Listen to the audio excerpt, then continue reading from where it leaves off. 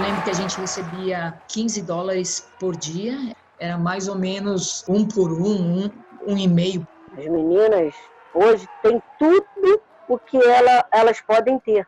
Ano de Copa do Mundo, a procura é muito maior. Em ano de Olimpíada também.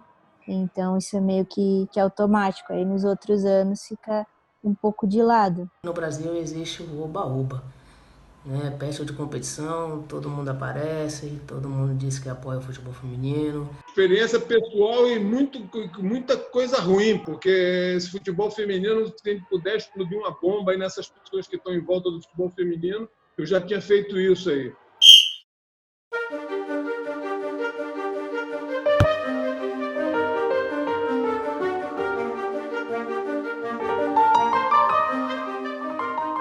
Tudo que a gente faz tem uma história, né? E aconteceu, tem personagens, tem lugares, tem fatos. De alguma forma, a gente passou muito tempo sem conhecer histórias de mulheres no geral. Quando a gente tem algo que é proibido, né, de forma tão expressiva, assim, né, tipo, que não é adequado à natureza humana, tipo, alguém, de alguma forma, provocou publicamente esse futebol, né? E nesse caso, especificamente, mulheres. Falei, então tem mulher jogando. E assim, não tá jogando só no quintal de casa, né? Tá jogando publicamente a ponto desse fato ser conhecido por muita gente, em chegar em instâncias que incomodaram ali a ponto de você ter um Ministério da Educação que junto com a CBD vai pensar esse parágrafo, até que, para mim, é o evento mais significativo, né? Essas equipes são convidadas para vir para São Paulo, para se apresentar no estádio do Pacaembu.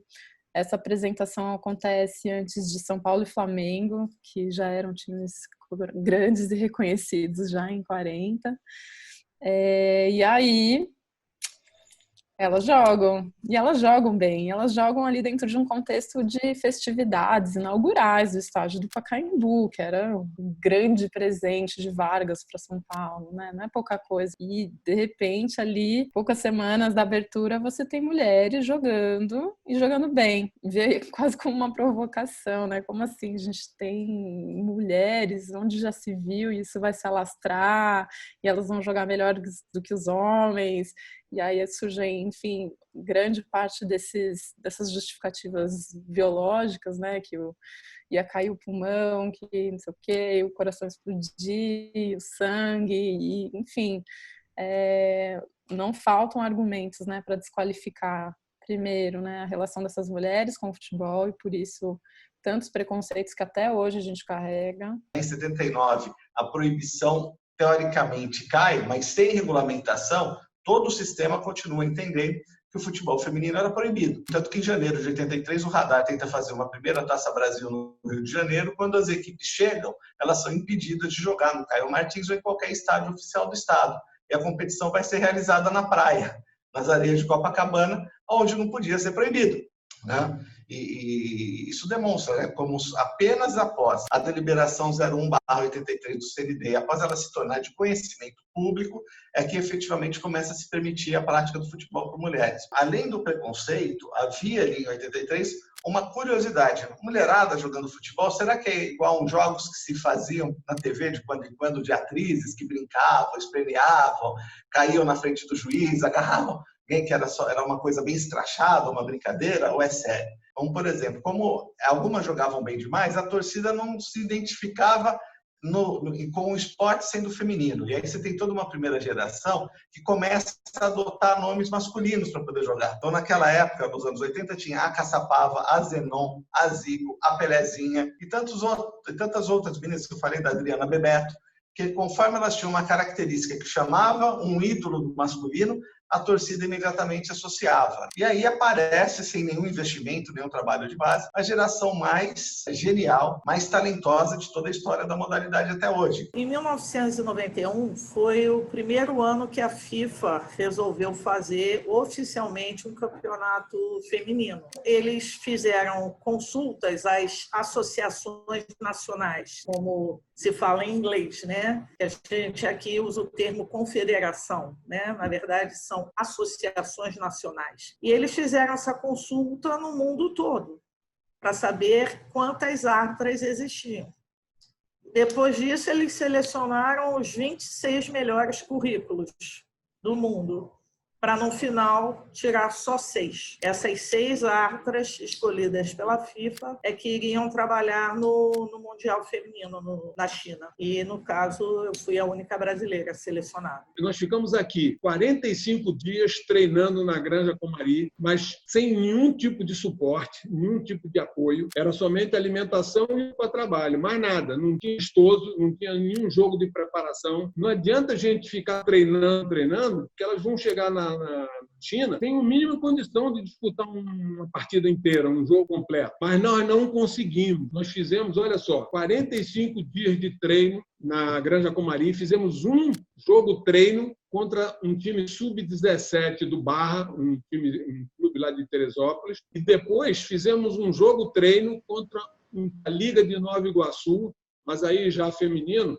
mas as meninas sem condição nenhuma, quer dizer, todas uns amores participando lá do jogo treino, né? Mas meninas sem condição nenhuma, não estavam exigindo nada da seleção brasileira. Eu lembro que a gente recebia $15 por dia, era uma diária de $15, que na verdade naquela época o dólar não era que nem agora, né? Que é 5 por 1, era mais ou menos 1 por 1, 1,5 por. Então, quer dizer, no final do mês você recebia em média, $200, $300, que naquela época eu ganhava muito mais no meu emprego na Fundação Bradesco do que eu recebia pela seleção brasileira. Então, para mim, quando eu aceitei fazer parte da seleção brasileira, eu sabia que eu ia perder dinheiro. As meninas hoje têm tudo o que elas podem ter. Nós, para poder chegarmos a uma brasileira, nós tivemos dificuldade. Então, nós defendíamos realmente a camisa da seleção brasileira com unhas e dentes. A gente saiu do Rio de Janeiro com um trabalho muito pouco produtivo, porque não tivemos jogos de preparação contra seleções. Viajamos para a China via Zurique, chegamos na China, fomos para o hotel lá, que nós estávamos dividindo com a seleção americana, a seleção da Suécia e a do Japão, e fizemos um reconhecimento do estádio de Foshan, onde a gente ia jogar a primeira partida contra o Japão, e fizemos nenhum treino, nenhum jogo de preparação para nos adaptarmos lá à situação lá do fuso horário, muita diferença de fuso horário, as meninas estavam com um problema de adaptação muito grande, alimentação também foi outro problema terrível. O lance dela era leite com chocolate, sanduíche, bolo, biscoito. Agora imagina uma seleção disputar uma Copa do Mundo. Quando a gente estava fazendo a preparação para esse Mundial, tinha um cozinheiro lá na Granja Comari, Mário, que era um cozinheiro famoso. Quando a gente viajou, não levaram o Mário, que era importante ele ter ido. Não levaram por uma questão de economia, ou seja, a CBF não investiu nada. Em 1991, aconteceu a primeira edição da Copa do Mundo organizada pela FIFA. Naquela ocasião, os jogos foram realizados na China e começaram no dia 16 de novembro e terminaram no dia 30 do mesmo mês. O Mundial foi chamado de M&M's Cup, o nome do patrocinador, por encontrarem uma dificuldade em relação à alimentação.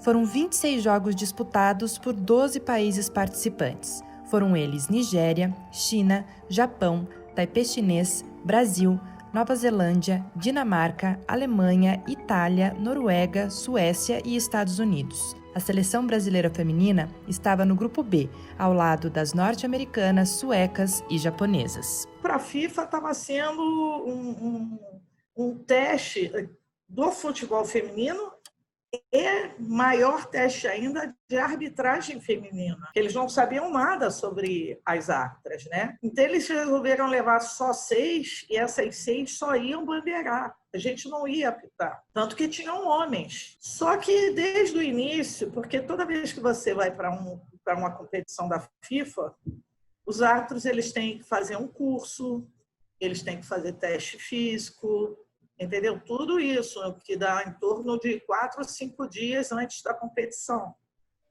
E o nosso desempenho foi bom. O jogo de abertura, eu sei que foi em China, e eu estava bandeirando, eu e a árbitra do México. Então, depois desse jogo, o árbitro, que era um árbitro do Chile, ele deixou 4 vezes, ele deixou a minha bandeira do México com a bandeira em pé, não viu a gente acenando o impedimento.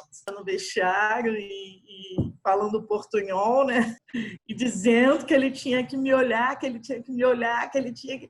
E ele, tranquila, e eu, tranquila nada, tem que me olhar.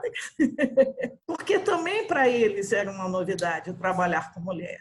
Depois desse jogo, o presidente da comissão de arbitragem, o escocês, David Will, me encontrou no hall do hotel e disse que eu avisasse as outras meninas que eles tinham tomado uma decisão, que a disputa de terceiro lugar seria um quarteto feminino. Deu para ver assim a emoção,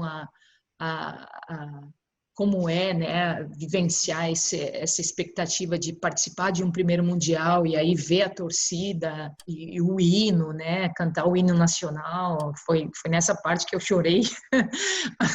Eu acho que se eu fosse titular, o treinador ia me colocar na reserva, porque eu não estava segurando as emoções ali. A emoção é indescritível, né? Porque você saber que o teu trabalho naquele dia, naquele momento, ele vai representar o futuro da arbitragem feminina. Então, se eu não fizesse uma boa arbitragem, poderia atrasar mais ainda o futuro das árbitras. A situação inusitada não foi dentro de campo, foi fora. Porque quando eu estava no vestiário, me preparando para entrar em campo, né? Um dos membros da comissão de arbitragem chamava Farouk Buzou, da Síria, e ele disse assim para mim: está entendendo o que eu estou falando? Eu falei: estou. Ele falou assim: o futuro da arbitragem na FIFA depende do seu desempenho nesse jogo. Está entendendo? Eu estou entendendo. Então, quer dizer, a pressão já veio antes de entrar em campo. O Brasil terminou em terceiro da chave, à frente do Japão, com uma vitória conquistada. Os Estados Unidos foram os campeões, com a Noruega em segundo e a Suécia em terceiro. O Brasil foi o 9º colocado na tabela geral e Elane foi quem marcou o único gol brasileiro na competição. Durante o torneio, 510 mil pessoas foram às partidas, com uma média de 19.615 espectadores por jogo. Lembrando que naquela época o tempo total era de 80 minutos e somente na Copa seguinte, em 95, é que o tempo mudou para 90, como no futebol masculino. Foram 99 gols feitos, uma média de 3,8 gols por partida, e o sucesso dessa primeira edição fez com que o futebol feminino fosse inserido como esporte olímpico nos Jogos de Atlanta em 1996. Em 99, principalmente, foi quando deu para notar que o futebol feminino tinha vindo para ficar mesmo, né? Imagina, acho que foi o primeiro mundial. De 95 já deu para ver algumas mudanças pelo número de participantes, o número de mulheres jogando futebol, mas em 99 aqui nos Estados Unidos foi que ali para mim foi um choque, para te falar a verdade, porque quando eu vi aquele número de pessoas indo para os estádios, né, assistir os jogos, eu falei: nossa, realmente isso está acontecendo.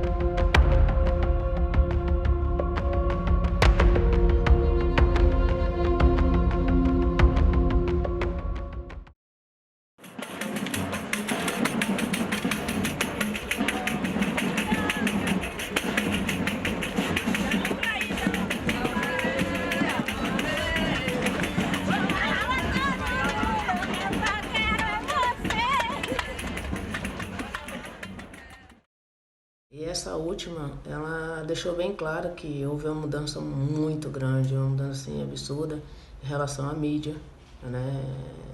Melhoras em relação a alguns países, onde que realmente estão apostando, estão ajudando o futebol feminino. É uma coisa que está crescendo, é algo por futuro, a própria FIFA sabe disso, que vem apoiando, vem cobrando os clubes, né, vem cobrando os países e as seleções para que tenha a base hoje em dia. E de 95 não tinha nada disso. Então hoje a gente vê também, né, com a mídia, tanto aí Instagram e dentre outros, né, redes sociais, que realmente nos colocam na casa das pessoas, as notícias chegam mais rápido, né, do que antigamente. Então está tendo essa evolução. A sensação é maravilhosa. Você entra em outro mundo, você vê muitas coisas que você passou lá atrás, aí você lutou demais para você chegar, né, nesse momento. E foi uma coisa que me fez pensar muito para ter chegado na Copa do Mundo, porque é muito objetivo, porque você não sabe, vem lesão, vem um monte de coisa. Então, só de eu ter chegado, eu fiquei muito, muito feliz, só que a sensação é inexplicável, sabe? É um sentimento muito grande. Não dá para explicar, só quem sente, sabe? Eu não me lembro mais de verdade se foram 3 ou 4 mundiais que eu fui cortada por lesão. Então, isso também, acho que já estava mais tranquila por essa situação, porque eu já passei por alguns momentos dessa forma. Só que essa foi a maior de todas, porque era num país que eu já tinha morado, vivido, que era na França, com as pessoas de lá também torcendo demais por mim, porque via que eu estava na seleção brasileira, voltando para uma seleção brasileira, e no país deles, né? Então muita gente lá torcia pelo meu sucesso também. E quando saiu a convocação, depois acho que de 5 dias, eu acabei me machucando em um treinamento no Corinthians. E aí eu rompi os ligamentos do tornozelo, e rompi acho que 2 ligamentos completos do tornozelo, onde ali, faltando 5 dias ou 4 dias para ir para a seleção e se apresentar à seleção, me veio aquilo na mente de novo, não vou mais uma vez. E muito pelo contrário do que aconteceu, o Vadão, que era o técnico, falou: não, eu quero que você esteja lá com a gente, você vai se recuperar, e eu sei disso. E eu acho que foi muito legal, porque assim, a projeção do Vibradoras, quando a gente começou a planejar a cobertura da Copa, a gente nunca imaginou que ia ter a repercussão que teve nos nossos canais, sabe? A gente tinha uma convicção de que, assim, se tem um veículo que tem que estar lá, é o nosso, porque a gente está há 5 anos, sabe, há 4 anos só trabalhando com isso e visando isso, e é um momento que a gente precisa estar lá. A Copa do Mundo de 2019 aconteceu entre 7 de junho e 7 de julho na França. Foi a 8ª edição do torneio, com 24 países participantes e 52 partidas no total. Bem diferente daquela primeira edição lá em 91. Foram 146 gols feitos em uma média de 2,8 gols por jogo. As grandes campeãs foram os Estados Unidos, com Holanda em segundo e Suécia em terceiro. O Brasil acabou eliminado nas 8avas de final pela anfitriã França e terminou a competição em 10º lugar. Da seleção, Cristiane foi a quem fez mais gols, 4 em 4 jogos. Megan Rapinoe, dos Estados Unidos, foi o grande destaque desse Mundial, também a artilheira, com 6 tentos em 5 partidas. Ela, inclusive, ganhou o prêmio de melhor jogadora do mundo da FIFA. Outro grande nome do Brasil, a Rainha Marta, alcançou um feito inédito, a marca de 17 gols na história das Copas, superando o alemão Miroslav Klose como maior goleador em mundiais. Ela tornou-se ainda a primeira entre homens e mulheres a marcar em 5 edições diferentes do torneio. E a CBF na Copa do Mundo, para mim, foi ótima. Ela ajudou, o suporte foi muito bom, sabe? As coisas assim, tipo, as diferenças da comida, a viagem, tudo é muito bom, entendeu? Eu creio que elas não tiveram isso. E eu acho que é graças a ela também, que a gente, dessas mulheres que vêm aí atrás brigando, que a gente tem esse suporte tão bom quanto hoje, né? Mas é muito bom, é fora de normal. Quando você sai do seu clube e vai para a seleção, você entra também, como falei, no outro mundo, sabe? Em outras comidas, outras coisas. Principalmente para a preparação das Olimpíadas do Rio de Janeiro. Aí você tem pela primeira vez efetivamente um trabalho da CBF com investimento direto, criam a CBF, as próprias custas criam uma seleção permanente, e o que a gente vê hoje sobre a administração do Rogério Caboclo é uma realidade totalmente diferente daqueles anos de início muito difícil. Você tem um calendário completo de competições voltadas para a modalidade. Hoje você tem sub-14, sub-16 e sub-18 na base.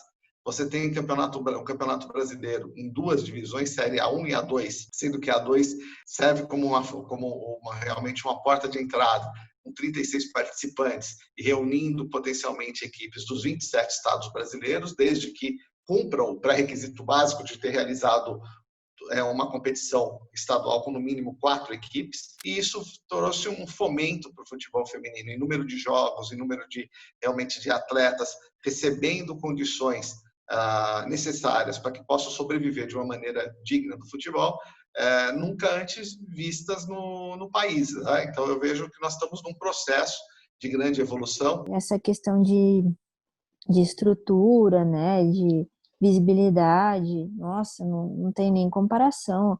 Há 10 anos atrás, as pessoas nem comentavam muito sobre futebol feminino. Eu lembro que aqui onde eu moro, na minha cidade, era super diferente uma menina jogando futebol. Eu sempre estava no meio dos meninos, e hoje em dia a gente vê que é super normal, né? E a questão da visibilidade também, a gente vê que é muito mais comum estar passando na TV um jogo feminino, mas não adianta, né? O que a gente comentava lá, o fato de a Globo transmitir uma Copa do Mundo deu um up, né, nas coisas. A gente até comentava que a questão de seguidores, por exemplo, só pelo fato da Globo transmitir os jogos, aumentava muito o número de seguidores nossos, assim. Então a gente vê que a Globo é uma potência. E geralmente não é a Globo que transmite, né, nossos jogos, é a Band, o Sport TV mesmo, mas aí tem que ser um canal assinado, né? E percebe que quando a Globo dá esse apoio, a gente consegue uma visibilidade muito maior, porque toda pessoa tem Globo em casa. E eu ouvi muitas coisas depois do Mundial, muitas pessoas falando, cara, o jogo de vocês é bom mesmo, né? Então as pessoas nunca pararam para assistir. Então eles acham que o jogo é ruim, que não vai ter graça. Só que pelo contrário, ali eles estavam vendo as melhores jogadoras do mundo. Os jogos são muito bons. As meninas são sim mais obedientes taticamente. A gente tem coisas que a gente é muito mais obediente do que os homens. A diferença mesmo é fisicamente. Eles vão ser mais rápidos, eles vão ser mais fortes, mas a questão do entendimento do futebol e o jogo, isso não muda. O que a gente escutava no passado até pouco tempo atrás, digamos assim, é que o futebol feminino não era interessante, por isso que a mídia não acompanhava. Futebol feminino é chato, futebol feminino é isso, futebol feminino é aquilo. Então, quando você passa a acompanhar um pouquinho mais, é que você percebe, e você tem que dar essa oportunidade de acompanhar, para sentir que o futebol feminino tem o seu valor, né? Tem a sua oportunidade de crescer, mas você tem que acompanhar, não é só dar a sua opinião sem acompanhar. Então eu acho que é isso que faltava, e que hoje em dia a gente tem a mídia por trás dando o apoio e as pessoas mais abertas a acompanharem o futebol feminino e ver que a modalidade está crescendo, se estruturando, se organizando, as meninas estão mais profissionais, treinando, se cuidando. Então é isso. Na nossa geração, obviamente, a gente teve que passar por um monte de obstáculos que essa geração, graças a Deus, não precisa passar, né? Hoje elas têm competições que elas podem disputar praticamente o ano inteiro, né? A gente não tinha isso. Elas não precisam trabalhar, elas podem viver do futebol. Ainda não é a grande maioria, mas hoje os clubes da Série A1, alguns clubes já assinam carteira. A gente não tinha isso na nossa época, a gente jogou por muitos e muitos anos e sem carteira assinada, então isso não conta para a nossa aposentadoria. Se Deus quiser, essas meninas vão ter muito mais estrutura que a gente teve e já estão tendo, né? Então esse é o grande diferencial que eu vejo. A onda de feminismo que veio em 2015, no final de 2015, e que o esporte começou finalmente a fazer parte, né, dessa pauta de direitos das mulheres, isso ajudou as pessoas a acordarem. Por quê? Porque nós mulheres, a gente sempre achou chato o lance de assédio, não sei o quê. Isso era uma luta muito mais constante nossa. Só que a falta da presença da mulher no esporte não era nem notada. Ela era tão aceita que ela não era nem notada. Então você está assistindo, você passou a sua vida inteira assistindo transmissão de futebol, você nunca percebeu que não tinha uma mulher ali. Por que não tem uma mulher ali? Sabe, você passou a vida inteira vendo Bem Amigos com 8 caras e não tinha uma mulher. Então, nesse ciclo de 2015 a 2019, houve uma percepção, uma mudança de percepção das pessoas. De assim, caramba, isso é um problema. A gente precisa combater isso. E aí, quando o esporte entra na pauta do direito das mulheres, começa a ganhar força, porque as mulheres começam a se indignar. Não só com a falta de presença das mulheres na cobertura esportiva, mas também com cadê o futebol feminino. Porque as mulheres que nunca se importaram com o futebol entenderam que o futebol era um instrumento de opressão para elas também. Cerca de 1.300 repórteres e fotógrafos da mídia impressa foram registrados e credenciados pela FIFA em 2019, o dobro do que esteve na Copa do Mundo de 2015. Outro ponto importante foi a cobertura integral do Grupo Globo, com todas as 52 partidas do torneio sendo exibidas em alguma de suas plataformas, seja no canal aberto, canais fechados como Sport TV ou site do Globo Esporte, pela primeira vez na história. Além disso, a FIFA revelou que um total de mais de 1 bilhão de telespectadores assistiu à cobertura oficial da Copa do Mundo, um público recorde para a competição. E o Brasil representou o maior crescimento em números absolutos, mais de 81 milhões de pessoas ligadas na modalidade. O jogo mais visto, não só da Copa de 2019, mas de todos na história do Mundial Feminino, foi a final entre Estados Unidos e Holanda, com audiência média de 82 milhões de telespectadores. E estima-se que mais de 480 milhões de pessoas acompanharam a cobertura do Mundial Feminino pelas plataformas digitais, e que mundialmente a média de audiência das partidas foi de 17 milhões, mais que o dobro da média de 2015, que chegou a pouco mais de 8 milhões. Tudo caminhou bem, aparentemente, mas 2019 foi a primeira vez em 28 anos que a seleção brasileira teve direito a uma convocação com toda a pompa da masculina. Também foi a primeira vez que as meninas tiveram um uniforme feito exclusivamente para o corpo feminino. Por que o nosso futebol de mulheres estava tão atrasado em comparação com o resto do mundo?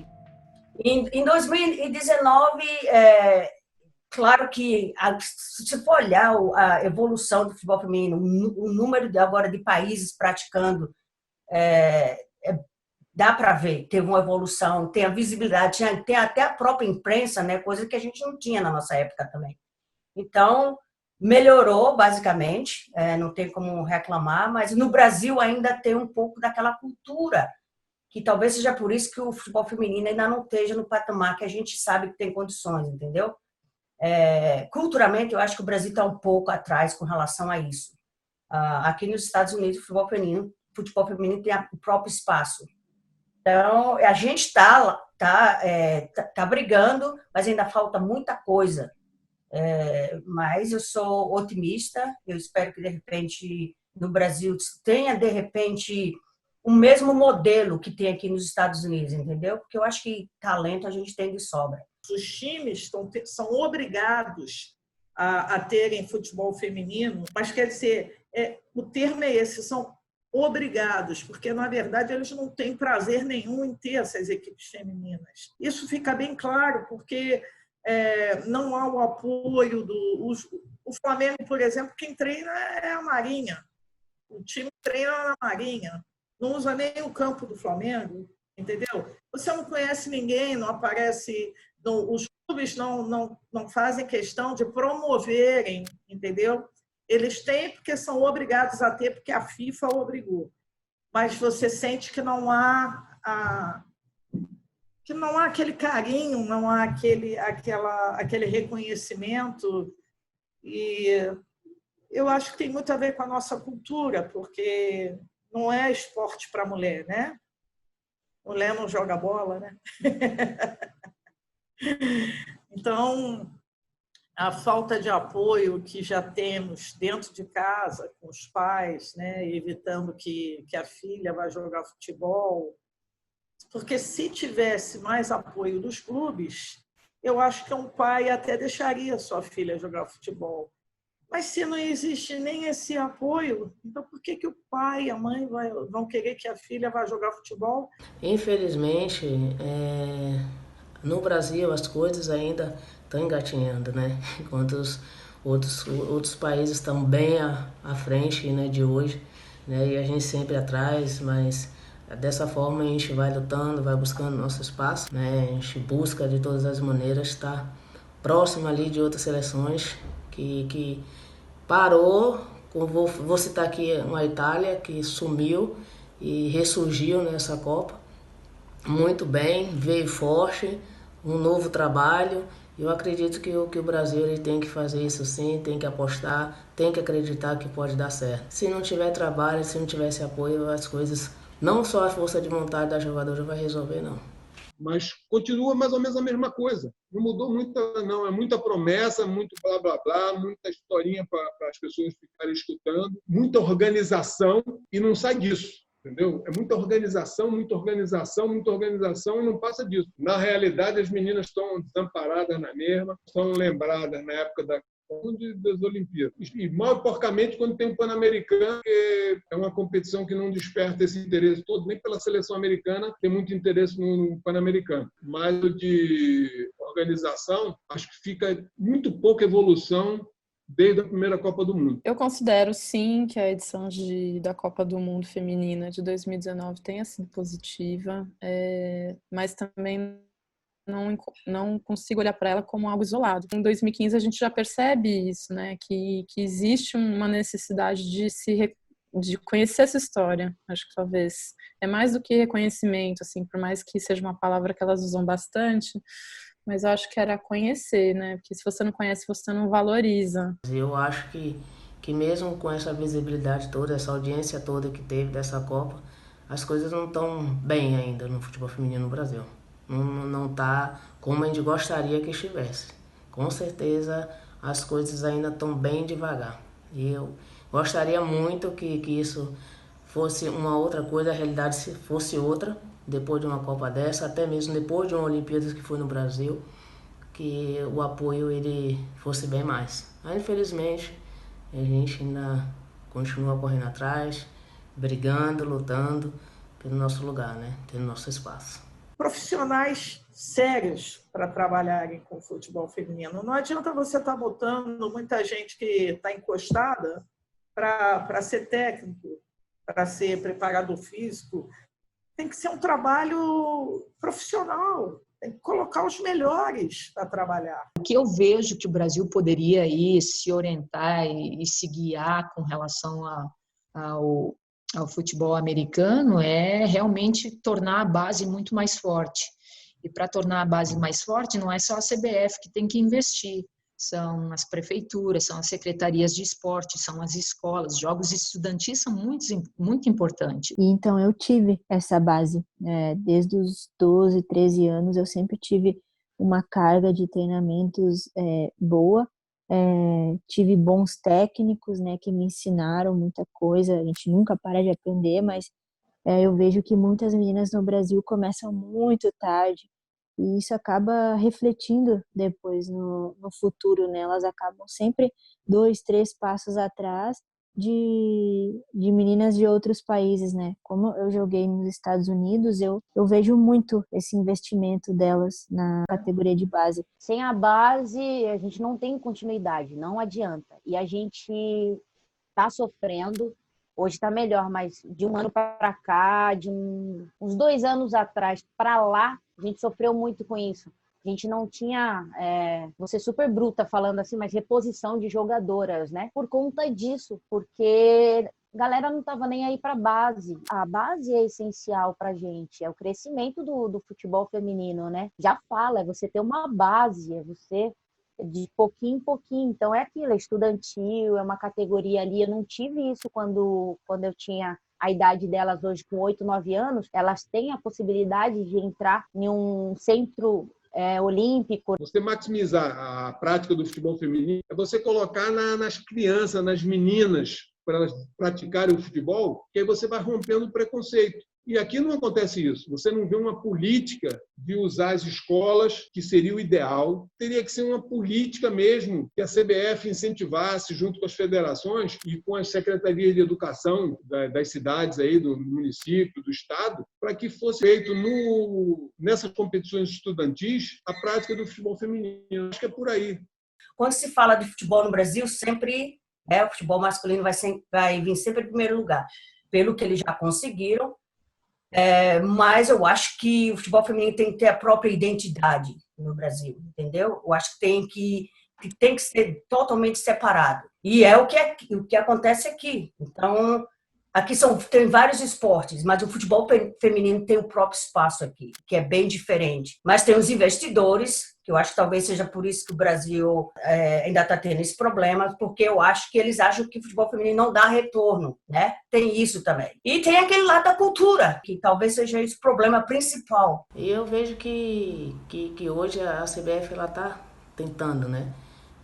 Está procurando fazer bem mais do que antes. Tentando ajudar a seleção brasileira, o futebol feminino no país, mas não depende só dela, né? Não depende só dela. Eu acho que o país em si ele tem que apostar no esporte, né? Não digo só o futebol, são tantos outros que carecem de ajuda. Agora, se todos fizessem um pouquinho a sua parte, eu digo também atletas, as coisas poderiam ser diferentes, sem dúvida. Eu acho que a gente está bem melhor do que a gente jamais esteve. Porque pela primeira vez eu vejo muita gente trabalhando em futebol feminino que realmente acredita no futebol feminino e quer fazer diferente. Isso é um grande passo.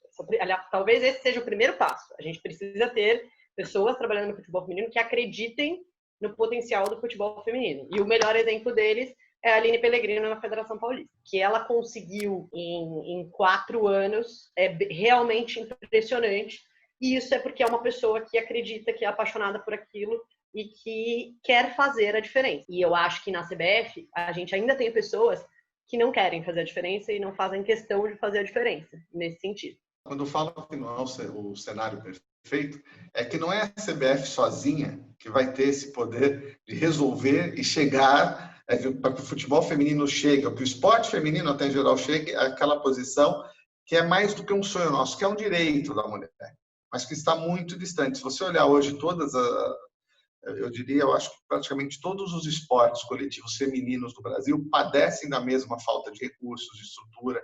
Quando se compara com o ambiente dos esportes masculinos, a diferença é brutal. Então, nós temos um problema socioeconômico, cultural. No exterior, é um movimento que está vindo de fora para dentro, já se entendeu que se o futebol quiser continuar tendo um papel de absoluto protagonismo em relação a todas as outras modalidades de esportes coletivos do mundo, ele precisa de se abrir para a mulher, não apenas como torcedora, mas para a mulher como força de trabalho, para a mulher como protagonista, no caso das competições femininas, e isso é uma questão estratégica. A contratação da Pia, que é reconhecidamente uma excelente técnica de futebol, entendeu? Tem já os seus feitos, os seus campeonatos, e não só por um país, mas por outros países. Então, a contratação da Pia, eu acho que foi fundamental. Acho sim que o Brasil já está com uma nova cara, entendeu? Já notei isso nesses amistosos. Mas eu acho que precisa ainda muito mais coisa nos próprios clubes, não exatamente na seleção. Porque trazer uma treinadora da Suécia para cá e botar aí tudo aí, renovação é pequena, tá entendendo? E eu penso o seguinte, você tem que começar lá pelas crianças, pelas meninas, incentivar a prática feminina, que aí você vai chegar lá com uma quantidade muito grande de meninos jogando no futebol feminino, quebrando os preconceitos e tudo. Senão, a gente vai gastar muita energia e não vai fazer nada. Eu tenho certeza que um dos principais, né, um dos principais agentes dessa mudança precisa ser a mídia. Entendeu? Porque sem visibilidade você não consegue nada. É a visibilidade que vai fazer você ter mais público interessado, ter mais audiência, ter mais gente falando, pô, eu quero acompanhar isso. É mais visibilidade que vai trazer patrocinador, porque o patrocinador não está interessado em um esporte que não passa na TV ou que não tem visibilidade nenhuma. E é quem vai trazer mais investimento, e é o investimento que vai trazer mais desenvolvimento para a modalidade, que vai poder fazer ela ser um negócio mais encorpado, e isso vai naturalmente gerar pagamentos maiores, premiações maiores, tudo maior. Quando não há cobertura da imprensa, a CBF faz o que ela quiser. A CBF, enfim, o responsável, faz o que quiser, porque ninguém tá ali falando, cara, mas por que esse técnico tá aí? E aí, o fato de ter tido uma cobertura maior ano passado foi essencial para a vinda da Pia. Porque aí a cobrança ficou assim, por que estamos... Porque, de novo, além de não ser o mais qualificado, não era o melhor trabalho. A CBF, ela vem, felizmente, num papel de protagonismo, agindo em sintonia com o que a FIFA tem pedido, com o que a Conmebol tem pedido e aplicando umas regras aqui de licenciamento duras. Por isso que a gente teve todo esse avanço nesses últimos 2 anos. Agora, a gente não vai vencer uma situação que é de décadas, podemos falar de séculos, né, de realmente um problema estrutural e cultural, apenas com medidas pontuais. Nós vamos precisar de mais tempo e de muito mais trabalho e ações conjuntas. Se tiver televisionado, as pessoas querem patrocinar, acho que a gente vai chegar cada vez pouco a pouco, mas vamos chegar, sabe, devagarzinho e junto aí, para melhorar, porque tem tudo para melhorar. A gente tem um futebol lindo e todos os países gostam, então só faltou mesmo investir na gente. Pode ser que eu esteja sendo otimista. Eu vejo muitas jogadoras veteranas ainda assim, não sei, porque, sabe, já viveram outros booms, assim. Mas eu acho que esse boom é diferente porque ele tem um alicerce. Ele tem muita gente reivindicando por isso, sabe? Mas hoje, eu acho que não tem como isso acabar. This is like a penalty kick. I just got the chance with penalty kick here in Brazil. Like, it's beautiful. I'm happy. Look at this. I've been to many places. Yeah. That's for sure. But I'm moved. Hey, Hamed. I'm moved. It's enthusiastic and happy. Aceito aqueles papos, futebol não é pra mulher. Mas aprendi a dominar no peito, pôr no chão e responder com a bola no pé. Sempre com a molecada correndo na rua. É ligeira, monta o time e a panela é sua. Não quer brincar de boneca nem pintar na escola. Só quer saber de driblar, correr atrás de bola. Qual é? Qual é? Futebol não é pra mulher. Eu vou mostrar pra você, mané. Joga a bola no meu pé. Qual é? Qual é? Futebol não